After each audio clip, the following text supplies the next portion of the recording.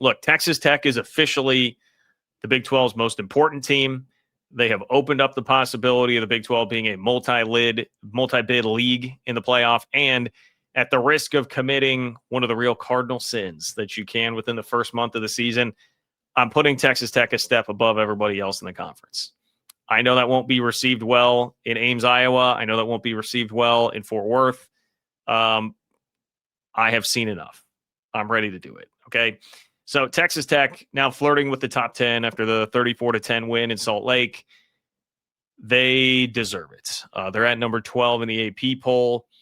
I'm glad to see that. Maybe I would be lying if I said I didn't grumble a little bit at seeing Indiana at 11. I get what Indiana did yesterday. I'm well aware. It's a very impressive win. I don't know, what exactly I really think of Illinois. More on them later. But Texas Tech deserves to be near the top 10. They're going to have a bye week this week. Maybe depending on what happens in front of them, they can slip up another spot or two and actually crack the top 10. But, Joel Klatt said on the broadcast, I feel like this looks like a top 10 team to me. And it feels like most of the voters, most people across the country, at least are in that same ballpark, which it is well deserved. And it is a sign of the attention that they are garnering right now, which I do think is very important. Okay. Because I would argue, in fact, I don't really know what the argument is against this. I would argue that since Texas and Oklahoma left this league, nobody in the conference has had college football at large's attention the way that Texas Tech does right now. And that is short of in the regular season. That's the caveat there, in the regular season. Because, when Arizona State has Texas at 4th and 13 in the Peach Bowl, does Arizona State have the nation's attention? Yes, Arizona State obviously did. But from a regular season perspective, not actually playing a direct postseason game against an SEC or a Big Ten team, I don't think anybody's had the nation's attention like this. And that is a very difficult thing to get. It's a very difficult thing to get from anybody these days. Like you'll hear people talk about the attention economy. That's really what it is right now. You're fighting for everybody's attention when everyone's face is down in their phone for 13 hours a day. It's not easy to get everybody's attention. And Texas Tech did that before the season even started. That was this offseason by shaking up the portal rankings. And we can have the debate of, is it fair that Texas Tech kind of gets labeled this team that's like buying their way to success, and it's like demonized. It's said in sort of a different tone than it is when like Ohio State last year made a bunch of headlines for spending a ton of money on an all-in moment in their roster, but it gets characterized for Ohio State as like all-in, whereas Texas Tech's like this big evil force and greed and, the symbol of greed in college, everything wrong with college sports. It is a double standard. It is a bit unfair, but in some ways I think that works for Texas Tech in the league because it creates more attention. It grabs people's attention. And what Texas Tech has now done is capitalized on that attention with some substance. They have backed it up. They did the first 3 games of the year too, but that's just a minuscule percentage of what you can do as opposed to when you go line up and play a team that some had in the top 10 after the UCLA game in Utah and in a brand that people know and trust in college football. Texas Tech backed that up. They have proved that this is not just a concept, it is a reality. I loved this. I was reading, and I apologize, I'm sure I'm going to botch his last name here. Nathan Geese of the Lubbock Avalanche Journal. He said, I thought this was great in his column about Texas Tech. He said, to this point, Texas Tech has been an idea of an elite team with so much to prove. And look, to me, like that's what changed on Saturday. Texas Tech beforehand they were an idea of an elite team. They were like, hey, this is a way you can do it. We think this will work. This is a concept. Okay. Concepts of a plan. Well, now this is a plan that works. This is a plan that works. And we have seen that based on Texas Tech going out and thumping Utah the way that they did. That to me makes them so important because any other Big 12 team that would have gone and won that game and started the season nicely would be getting some love, but would not have like the entire, like the casuals in college football, your casual SEC fan, your casual Big Ten fan, like they know about Texas Tech right now. They're paying attention to this storyline. And again, some of it is because of that jilted, twisted storyline of like, oh, Texas Tech, the greed and evil in college football. I would kind of lean into that and embrace that if I were you, Texas Tech fans, because I think that's actually helping. It's helping draw more attention to you. Now, if you're a fan, I get that the tendency then is to say, well, too much attention is going to be bad. We don't want this to go to our heads. We're going to slip up because of this. I've got a lot to say about that, okay? Because that is absolutely something that you'll have to fight, and that's something to think about, and that is like the thing on Joey McGuire's plate right now is fighting complacency and fighting what's going to happen over the next week, especially as you don't play a game this week, okay? However, big picture generally here, I think for the odds of Texas Tech being a team that could be an at-large squad if they don't win the Big 12 championship, for the sake of the league just getting more respect in general, like if somebody does jump up and beat Texas Tech, like there are a lot of good things that can happen from this, that can come from the attention that Texas Tech has generated, okay? So I think this is, in a lot of ways, very, very positive. The blueprint, in a lot of ways, Texas Tech was a blueprint before this. Now we've seen a house actually start to be built. Maybe it's not totally finished right now, but they made a lot of progress, right? You haven't driven by in a couple of weeks. You drive by, you're like, damn, things really coming up fast. Like, it's different. It's not a blueprint anymore. And so because of that, look, reflecting on this game, and I know some of you will say this is overreactionary, and I made a huge overreaction last season, in 2024 at this time about the state of the league and who was going to win the league. But I do think it is, to me, it is fair to say at this point in time, I mean, we'll see what happens. Tech has to fight complacency and all that, but we knew Texas Tech had the most talented roster in the league. We knew that. I had questions about them at quarterback, but I've now seen they've got the answer at quarterback. It just wasn't the guy that was starting. I mean, I've seen it now. I see the vision at quarterback. Like that dude can win the league and win playoff games. Will Hammond with that roster can win the league and win playoff games. So to me, I take it as disrespect if you want in Fort Worth and in Ames, whatever. It's not meant to be at all. But Texas Tech has a better roster, and now they've shown that they can go win anywhere in the league, and they have the most impressive win resume-wise in the league. So you combine those two things, Tier 1 is Texas Tech alone, period.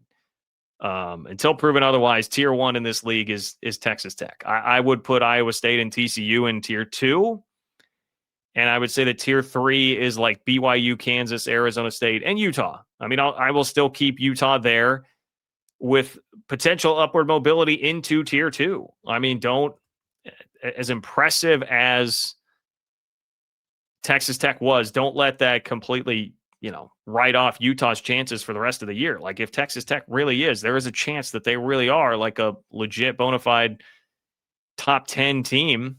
I mean, if they're that kind of team that can win a playoff game or two, there's not a ton of shame in Utah, like hanging tough until the fourth quarter when the wheels came off and Texas Tech just overpowered them. So they still could be higher up even than that. And like Houston and Baylor, I mean, I know another fan base that would get fired up about this. Houston, I'm saying not too far off of Tier 3. Not too far off and close to being included in Tier 3. But you know what, Houston? You get your shot to shut me up rather quickly. Now go take care of business against Oregon State, but then you're going to get your shot at home against Texas Tech, coming off of all this, with all the love and all the hype surrounding them and all the time for them to read their press clippings, as Bill Snyder used to say. You'll get your chance. You will get your chance. Now, when I say I understand that I run the risk of committing one of the cardinal sins here at this point of the year, I'm gonna give you guys all a treat. Let's look at this. This is what I tweeted at about this time last season. This was after the, you guys all remember the Oklahoma State Utah game. Hilarious in hindsight. Looked like Big 12 game of the year right out of the chute. And Oklahoma State, Utah was not, I regret to inform you, the Big 12 game of the year last year. And after Utah won, I said a harsh reality for the Big 12 right now is that Utah looks like the class of the league, even without Cam Rising. A lot can change the rest of the year, but it's not a good look. Boy, that pretty terrible take by yours truly. Okay. There are swings and there are misses. There are swings and there are misses in this. And that was a miss. Utah, by the way, since that tweet, has still not won a Big 12 home game. Incredible stat. Incredible stat that Utah has not won a Big 12 home game yet. For as good as that atmosphere is, as good as that program has been, and yes, of course, as arrogant as the online fan base was as they came into the conference, they have not won a Big 12 home game. So if you're seething right now, if you're upset about this, just know I may be totally wrong. But this is my feeling right now. I have seen enough on Texas Tech to be like, okay, that does work. I'm now seeing that work. It's not just this grand idea, get all this talent together. Really feels like Joey McGuire has this thing put together really well. And, I mean, he says all the right things about, we got guys that love wearing the double T and they, the locker rooms bought in. That was the stuff, especially that beforehand. I was like, okay, Joey, I mean, that's great. You can say that, but we'll see. Well, I now see. I see. Like those guys fight their what's off. They play tough. They play hard. They out-physicaled Utah. And when it got to 13-10, I think I mentioned this in the postgame show, but when it got to 13-10 and the stadium's rocking, and then you score 3 straight touchdown drives with a backup quarterback after that, you can't buy that. You can't buy that. That's not going in the portal and buying great players. That's Joey McGuire is on to something there, and he has that locker room really tough and ready to go. So there are dangers here, however. I recognize that, Texas Tech fans. Yes, you don't have to fight complacency. It's not just your average team that is now having a bye week off a big win to soak up everything nice that's being said about them and then going into maybe a hornet's nest against an in-state rival in Houston, in-state school anyway. I guess we could debate whether or not that's a rivalry, but an in-state school that's going to really want a piece of you. There's reason to be concerned about that for sure. But I would layer on top of that, Tech fans get tired of me saying this, but this program has not been in this position since 2008, 2009. Like, I was in college. Guys, I'm in my mid-30s. I was in college the last time Texas Tech was in this position. Fairly early in my college years, the last time Tech was in this position. So it's a program that's not used to this and dealing with everybody saying this and having to just block that out and keep pressing forward and keep moving on. And that game had so much buildup and hype around it. And now that you got over that, is it going to be the same going to Houston? Will you be as fired up going to Houston? There is a lot of complacency that you'll have to fight through with that for sure. And the other tricky thing, I will absolutely openly admit this, as strongly as I feel about Will Hammond, to me seems like the guy at quarterback. That is a very tricky situation. On3 reported today that Baron Morton will not miss any time, just sore from the big hit he took. Baron, if it is still going to be you at quarterback, my man, please slide. Please slide, dog. Slide. Get down. This is admittedly very tricky. I get it. To me, I'm looking at the upside, and I'm thinking about really swinging for the fences, okay? Because Texas Tech, everything that's been done this year is all about swinging for the fences. And they have executed very well on that plan. But it's not about trying to hit a seeing eye single through the left side. This is trying to blast one into the upper tank, man. And if you're trying to do that, it sure looks like Will Hammond is the guy that provides you more upside on the season. To me, it's very clear. If you get into a playoff game against a playoff caliber defense, which Utah may well have a playoff caliber defense. They clearly do not have a playoff caliber offense. But they might have a playoff caliber defense, and you're going to need a guy that can make some big-time throws into tight windows and or utilize his legs to make some huge plays. And it sure looks like Will Hammond has a lot more of that than Baron Morton does. I mean, some of those throws that he was dropping in, those are dimes, dude. Those are impressive. Meanwhile, Baron Morton was coming up just short, and it led to a couple of interceptions. Hammond also very fast, very athletic, can make plays with his legs. You just saw the way the offense functioned, man, when he was in the game. And so I look at that and say, if you're going to wind up in a playoff game You're playing the Ohio State defense, in a playoff game. You're going to need somebody that can go make those throws. I don't know that I see Baron Morton doing that. I could see Will Hammond doing that with this roster around him, with the weapons that he has.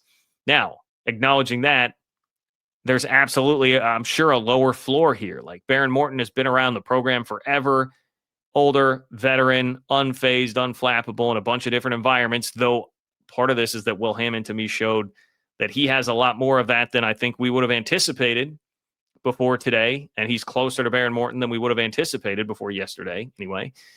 However, I see that, you're like, hey, Will Hammond has probably a better chance that he goes out and has like a 3 interception game and really struggles and is just totally off than Baron Morton, who's going to be more even keel. Totally get that and understand that, which makes this a really complicated situation to handle. I understand. I would just come back to, hey, man, what Tech's doing right now is about swinging for the fences. It's not about laying up. This is about playing to get on the green in 2. This is not trying to just lay up and go for par.